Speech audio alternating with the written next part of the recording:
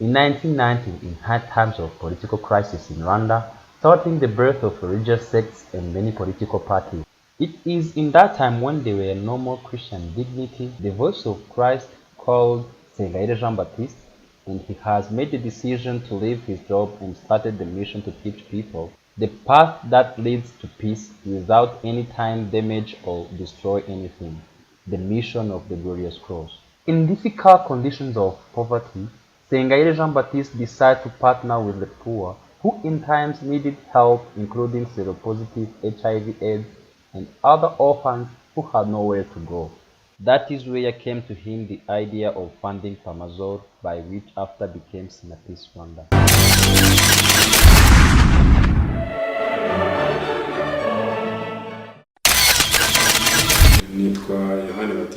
My name is Sengayire Jean-Baptiste.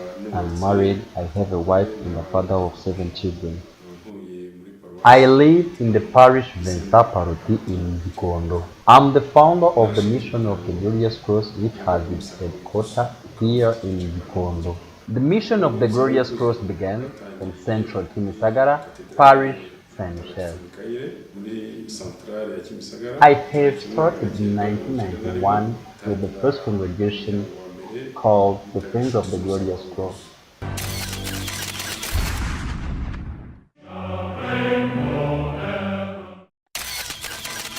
The mission of the Glorious Cross starts here in the parish Saint Pierre, which was the central at that time. It was founded by Jean-Baptiste Sengayire. He lived here in a small house which was the central, and after he went to live with 4 orphan children.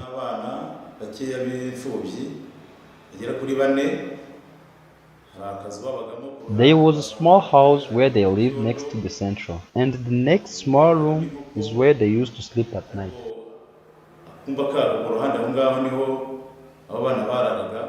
I knew him before he founded the mission, and after came a man who is called François, joining them and continued doing charity action.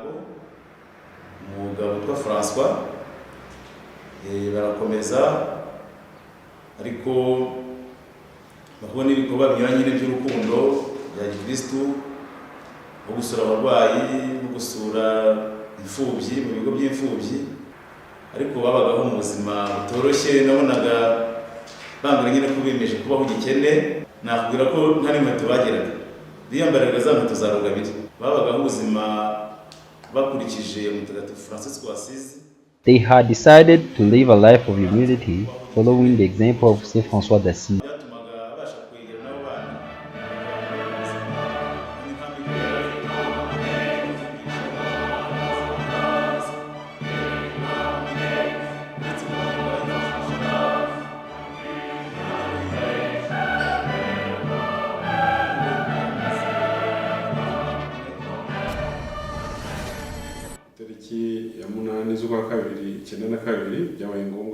February 8, 1992, we moved in the parish Saint Charles de Luanga.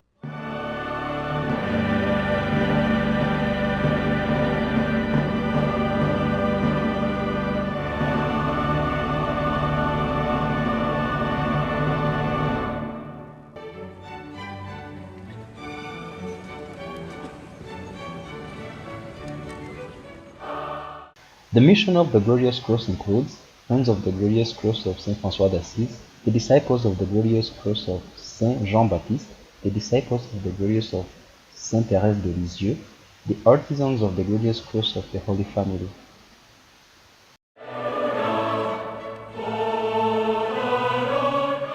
They are also charitable and pastoral activities. Pastoral activities includes Center of Spirituality and Pamazol that has become the current Sinapis Rwanda.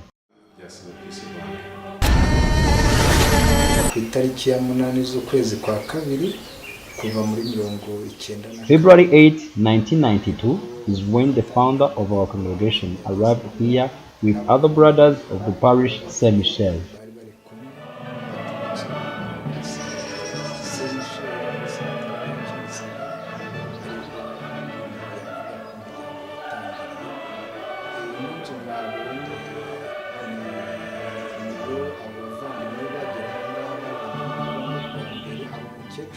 It is in this house where have lived those brothers for the first time. There was an old lady who lived here, whom they used often to help. Through after they were obliged to come to live with her because of her health that was not good. Here is where the old lady lives.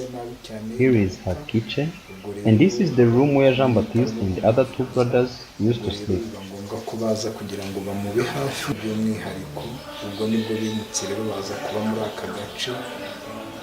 hafi muri ino nzu mwabonye hariya mwabonye aho uwo mukecuru yabaga, mwabonye aho yatekaga. Hanyuma iki cyumba cyo hino rero nicyo abo bavandimwe, ni ukuvuga Jean Baptiste ahagera yari ari kumwe n'abandi bafurere babiri nabo babanaga muri iki cyumba. Ahangaha rero This is where was a small feast, and that's where they came to pray 3:30 in the morning. Iyo bashakaga gusenga mu gitondo barabyukaga saa 9:30 niho babyukaga bakaza bagapfukamamo hano, niho bakoreraga isengesho rya mu gitondo. For us, we consider our founder as a disciple whom God has sent to transmit the message of the glorious cross. The way he advises us makes us consider him as a man of God.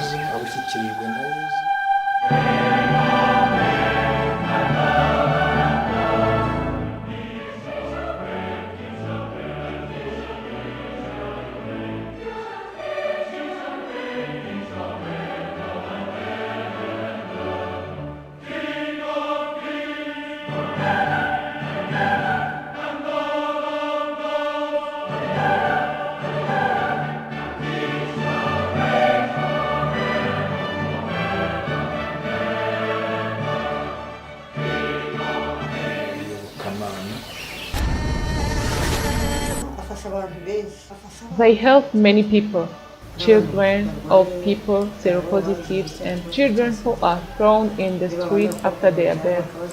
I can even start by myself.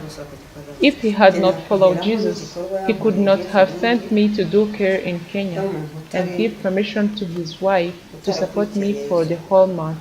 Many people have the thirsty to follow God, saying they need to follow the good example of the friends of the glorious cross.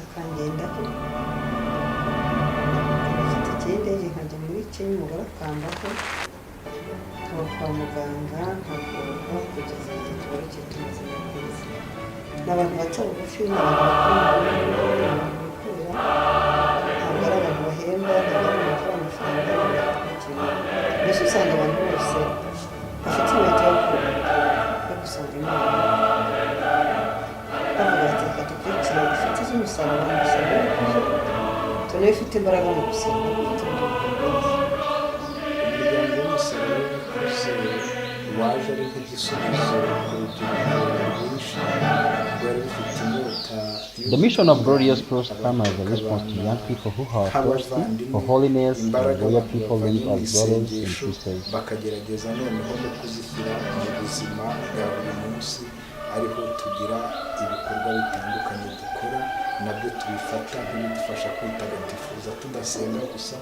Strength from prayers help us to live life every day by doing good action, not only for us but also for the society in general.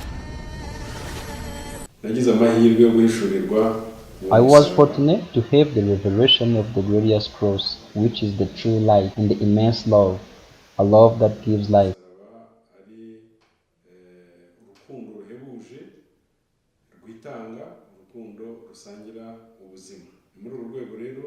It is in this context I have seen that this cross is the only way to teach Rwandans and the world that this is what made God give us this life, so that women have value, dignity, respect, and life. That is what I wanted to teach. I thought to myself that it was the only way to convey my message.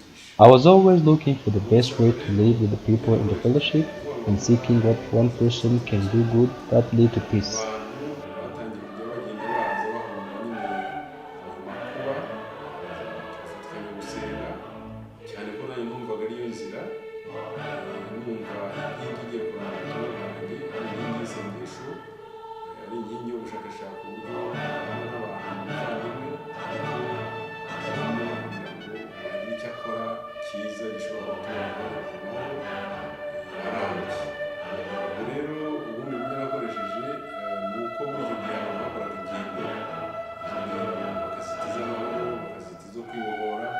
ariko uburyo babikoramo ugasanga byangiza ibintu bikangiza n'ubuzima bw'abantu.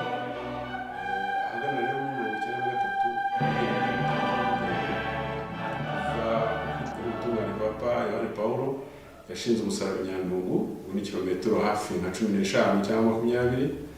Ubwo rero natangiye iki gikorwa cyo kwereka ko umuntu ashobora gukora urugendo rw'amahoro abantu basenga kandi nta n'ikintu cyangiritse. In 1993, that's where I decided to take a walk which began to Nyandungu, where His Holiness the Pope Jean Paul II has put a sign of the cross. It is by that time that I began to accept that we can make a walk of peace, praying and without damage or destroy anything. I can say that I started this walk with only 40 people, but currently our 5,000 people. I was trying to reconcile the people who had been laying hatred.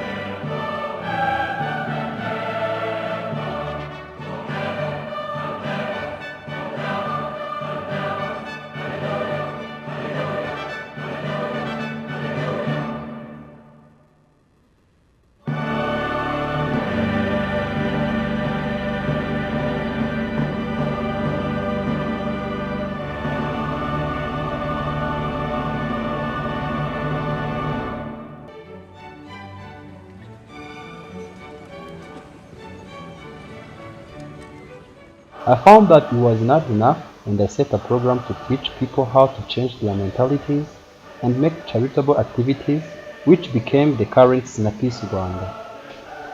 Sinapisi Rwanda has helped other Rwandans' family to establish cooperative, and now they get to a point where they can give credit to their members.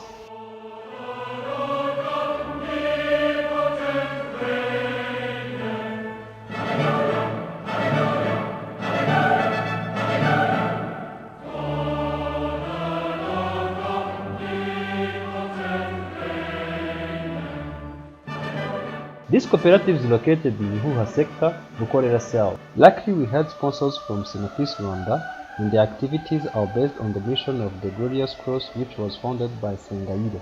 Before they gave us Sosoma floor and help us to pay school fees and school materials for our children, and they also help us to bring water to our office.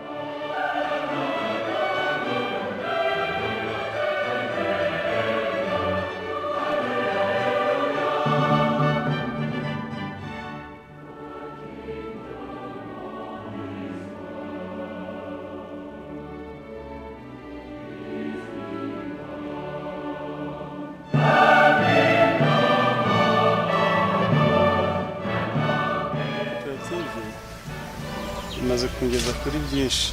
Cyambere naho amahugurwa y'uburyo bw'imyitwarire.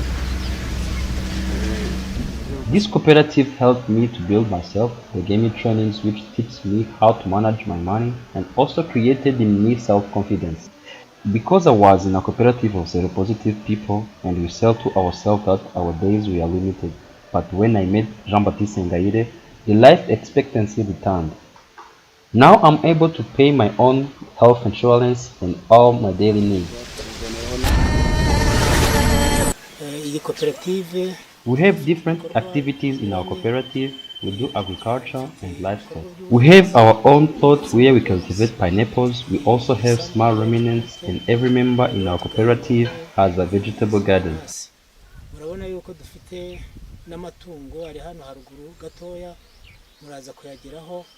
Tukaba twarabifashijwemo n'umuryango witwa Sinapisi.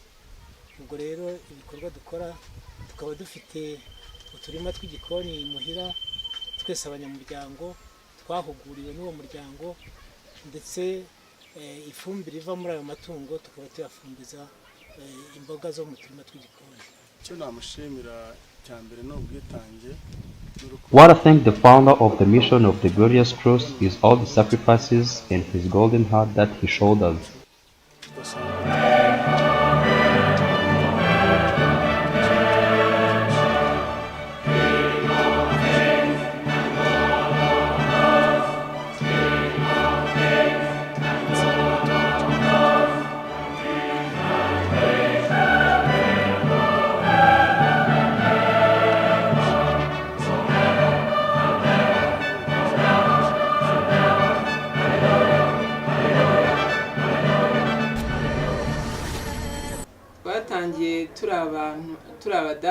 We began with 20 women. It is by Sinapis Rwanda that we have this association. The founder of the mission of the Glorious Cross for me, he is like that John we are told in the Bible because he has very good activities that help poor and desperate people. Ni umugabo ufite ibikorwa byiza kandi yifuriza abanyarwanda ibyiza nta muntu n'umwe arobanuye. When they started to give us training, we were desperate women. We were jobless and our children had no means to go to school. We were as traumatized and they taught us how we can save 120 Rwandan francs and get to have lots of money. Because of those trainings, we felt really developed. We all have something that gives us money. Sinapis Rwanda helped us so much. Now we are able to participate in our own development without every time waiting for aid. We thank wholeheartedly the mission of the Glorious Cross because it is through them that we have cooperatives and are able to buy medicines under our own cost.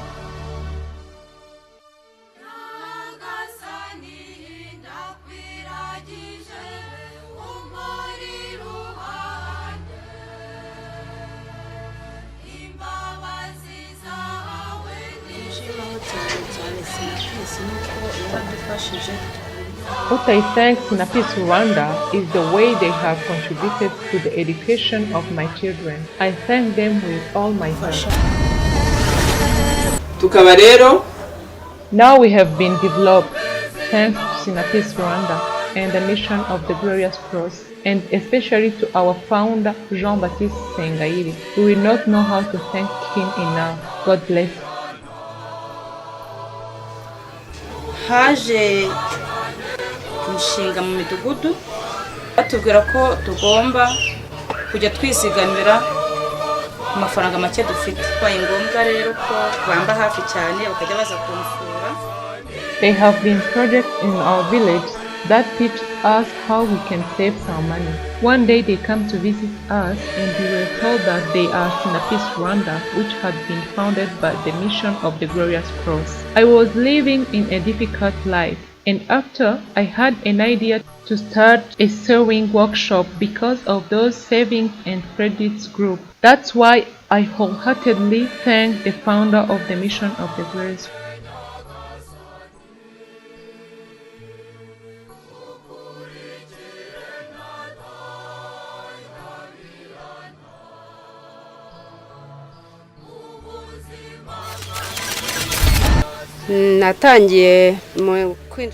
I have known Sinapis Rwanda in 2010. I started saving. I was very poor. They teach us how to work with banks. I thank so much Mr. Baptiste Sengayire and the mission of the Glorious Cross.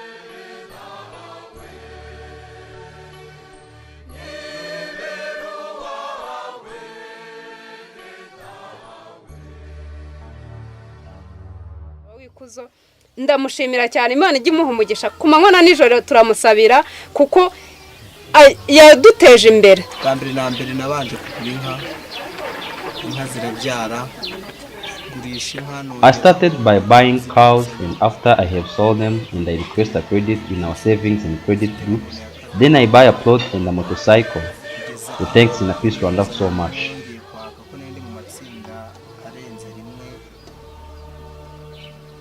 Aho ngeze kuri ino moto nyine ndiho hari naho twageze.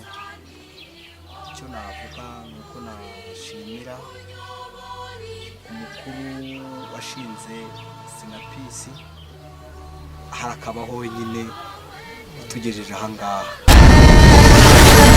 Icyo navuga nuko umusaraba w'ikuzo nk'ikimenyetso cya Kristo. I can say that the Glorious Cross is a sign of Christ. Many people do not know that the cross talks, but now they began to know that this cross has a particular message that tells people the way they should love one another.